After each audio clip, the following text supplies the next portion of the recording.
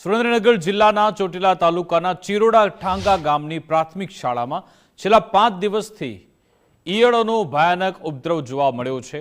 આ ગંભીર સ્થિતિના કારણે શાળાના વર્ગખંડ, કમ્પ્યુટર રૂમ, શાળાનું ગ્રાઉન્ડ તેમજ બાળકો માટે મધ્યાહન ભોજન બનાવતા રસોડા સુધી ઈયળ પહોંચી ગઈ।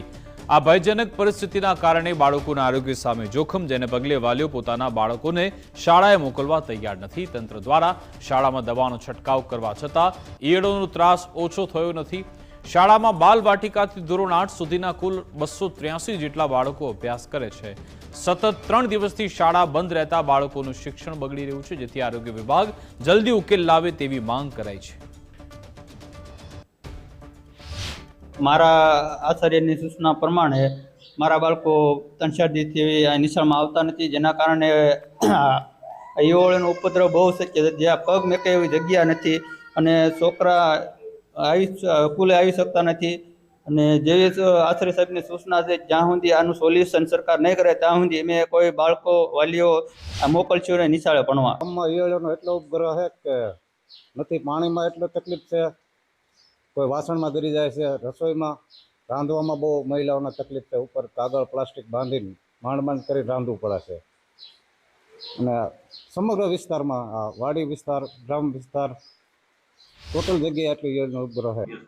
અમારી શાળામાં બાલવાટિકાથી 8 ધોરણ સુધી ચાલુ છે, એમાં 285 જેટલા બાળકો છે એમ અમારી સ્કૂલમાં।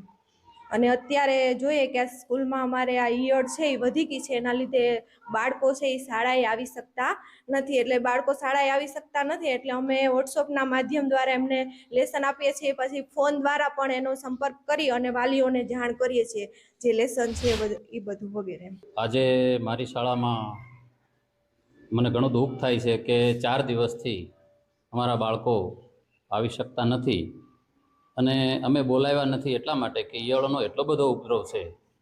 તો આ ઈયળોની કોઈ એવી દવા જો મળી આવે, અને ઉપલી કચેરીને મેં બધી જાણ કરી છે, પણ આનો કોઈ જો ઈલાજ આવે તો અમારા બાળકોને અમે આજે શિક્ષણ આપી શકીએ।